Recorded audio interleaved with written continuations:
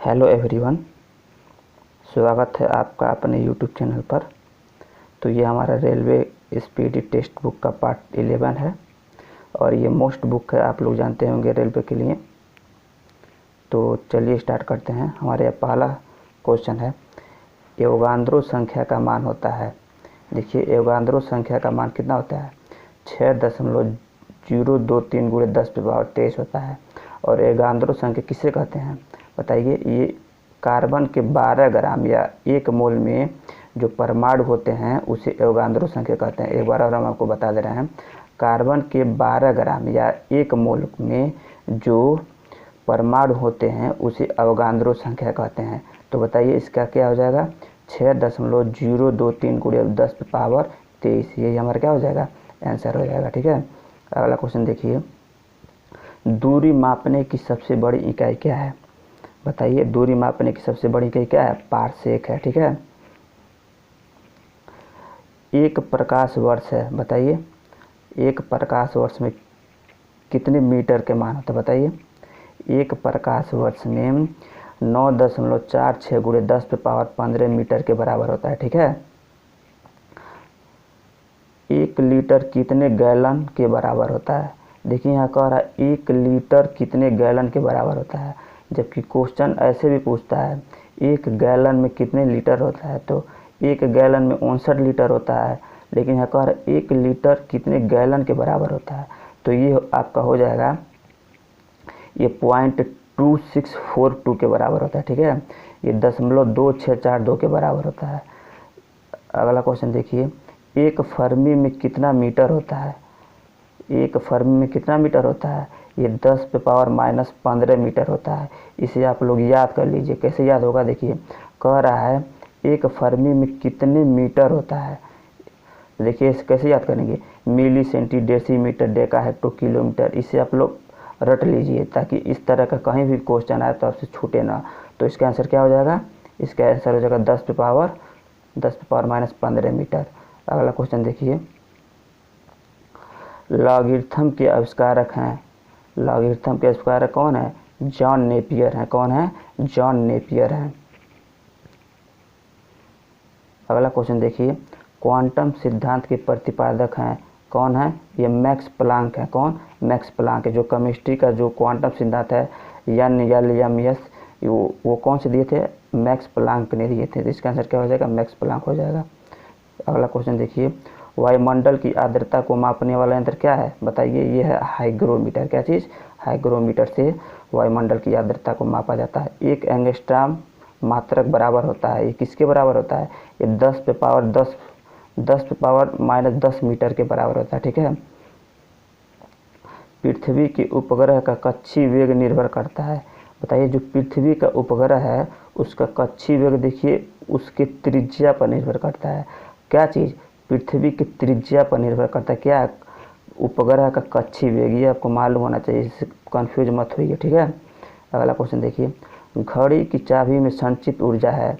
देखिए, घड़ी जो होती है उसमें जो चाबी लगी होती है वो कौन सी ऊर्जा है? बताइए, गतिज ऊर्जा है, दाब ऊर्जा है या स्थितिज ऊर्जा है? देखिए, उसमें स्थितिज ऊर्जा रहती है। कौन सी ऊर्जा रहती है?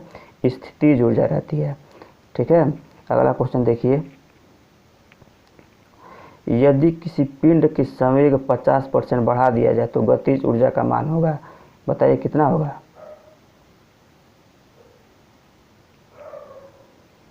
देखिए, कह रहा है यदि किसी पिंड के संवेग 50% बढ़ा दिया जाए तो गतिज ऊर्जा क्या होगा। देखिए, इसे हम लोग सूत्र से करेंगे। क्या चीज़?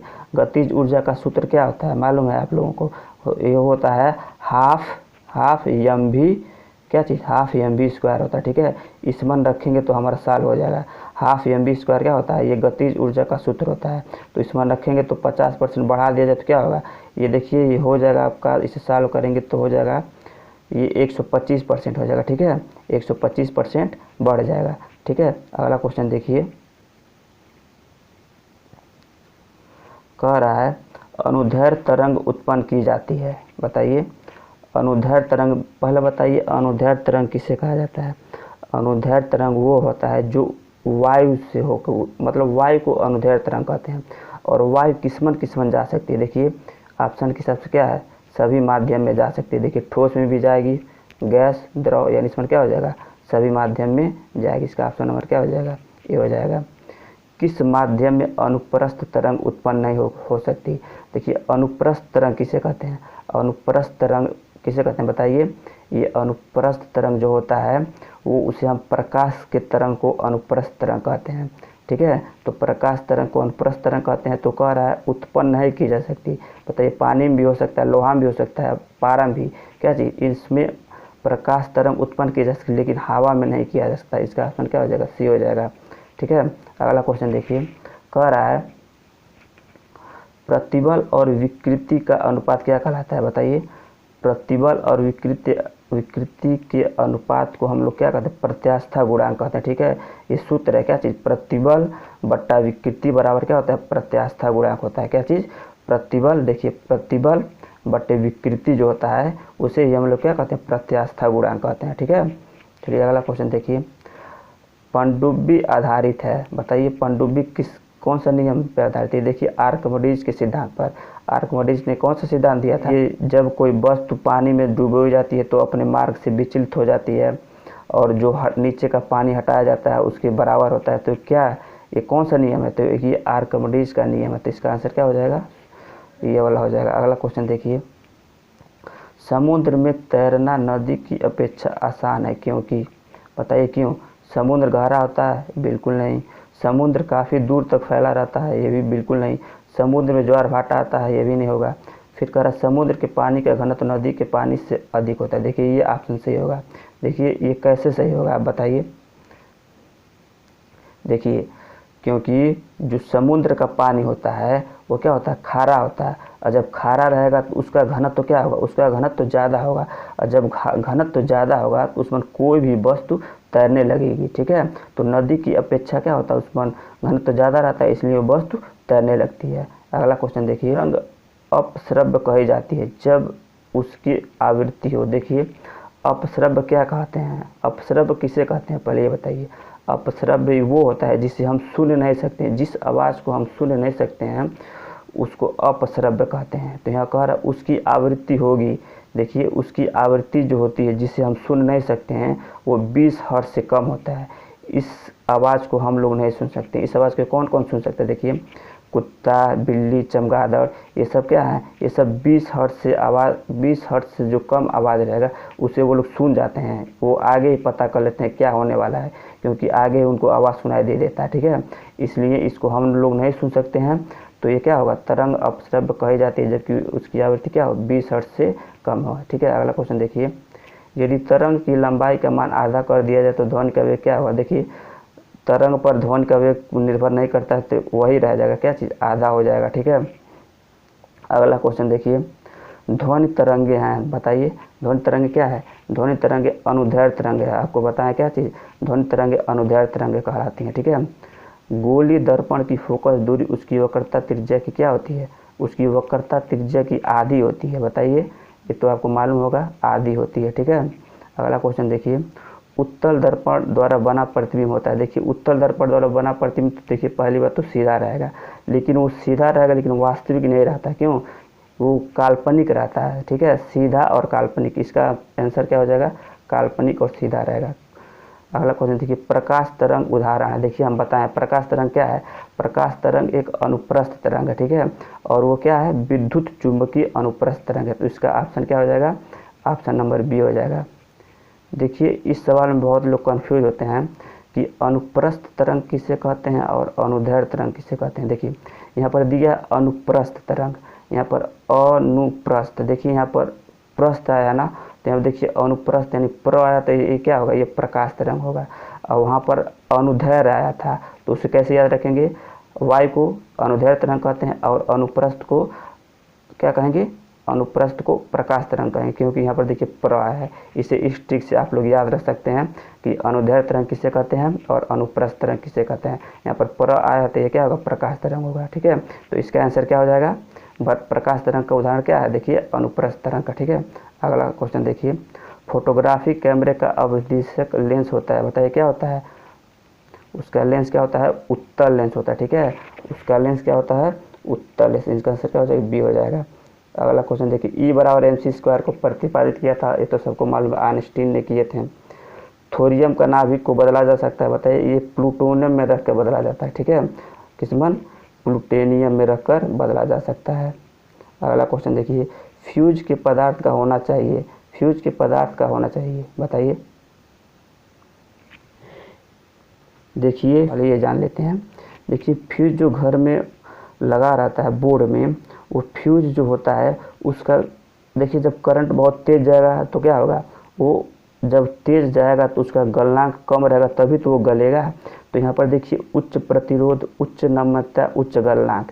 यहाँ पर देखिए option A C D O तो कट गया, क्यों, क्योंकि देखिए उच्च रहेगा तो वो गलेगा नहीं, और जब करंट जाएगा तो जल्दी नहीं गलेगा, तो उसका निम्न गलनांक, निम्न मतलब कम गलनांक रहेगा, तभी वो गलेगा, तभी करंट कट जाएगा और कहीं पर करंट नहीं जा पाएगा, शुरू में कट जाएगा, तो उसका फ्यूज का तार क्या होता है, कम गलनांक होता है। तो अगला क्वेश्चन देखिए, निम्न विद्युत चुंबकीय तरंगों में किसकी आवृत्ति अधिक होती है। देखिए आवृत्ति किसकी अधिक होगी, गामा किरण की होगी, क्योंकि देखिए बीटा और एक्स किरण जो होती है उस पर चार्ज होता है और इधर उधर चला जाता है, लेकिन गामा किरण सीधी निकल जाती है, यानी इसकी चुंबकीय तरंग अधिक होगी, ठीक है।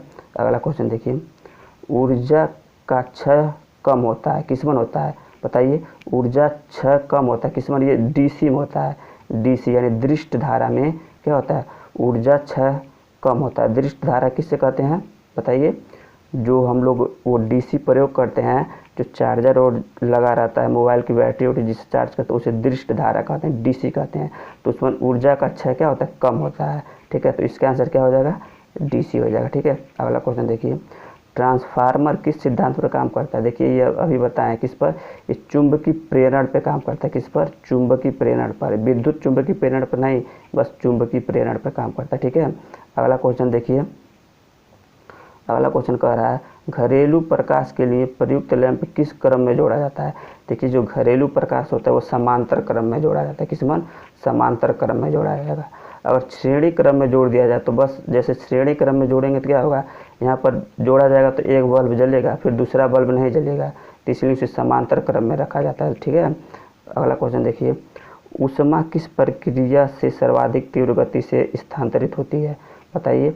देखिए इसमें विकिरण जो क्रिया होती है, विकिरण के माध्यम से ऊष्मा प्रक्रिया सर्वाधिक तेज से जा सकती है। अगला क्वेश्चन देखिए, निम्न संभवतः ताप क्या है। देखिए सबसे कम ताप कितना होता है, -273 डिग्री सेल्सियस होता है सबसे कम तापमान। अगला क्वेश्चन देखिए, यदि वायुमंडल न होती तो दिन की अवधि क्या हो जाती, बताइए, दिन की अवधि कम हो जाती, कब, जब पृथ्वी पर वायुमंडल नहीं होता, ठीक है। अगला क्वेश्चन देखिए, सूर्य ग्रहण के समय कौन सा भाग दिखाई देता है। देखिए जब सूर्य ग्रहण होता है तो कोरोना दिखाई देता है, कोरोना या किरीट भी कहते हैं, इसे क्या कहते हैं, इसे किरीट भी कहते हैं, किरीट, ठीक है। चलिए अगला क्वेश्चन देखिए, सूर्य के प्रकाश का आंतरिक परावर्तन हो सकता है कब। देखिए आंतरिक परावर्तन कब होगा, जब कांच से, कब, जब कांच से क्या वायु में जाए, जब प्रकाश कांच से वायु में जाएगा तो क्या होगा, उसका परावर्तन होगा। तो इसका आंसर क्या हो जाएगा, सी वाला हो जाएगा। तो दोस्तों कैसा लगा हमारा आज का वीडियो, क्या आपको वीडियो वाकई में अच्छा लगा और कुछ नया सीखने को मिला है, तो वीडियो को लाइक कीजिए और चैनल पर पहली बार विजिट किए तो चैनल को सब्सक्राइब कर लीजिए। तो मिलता हूँ आपसे नेक्स्ट वीडियो में, तब तक के लिए धन्यवाद।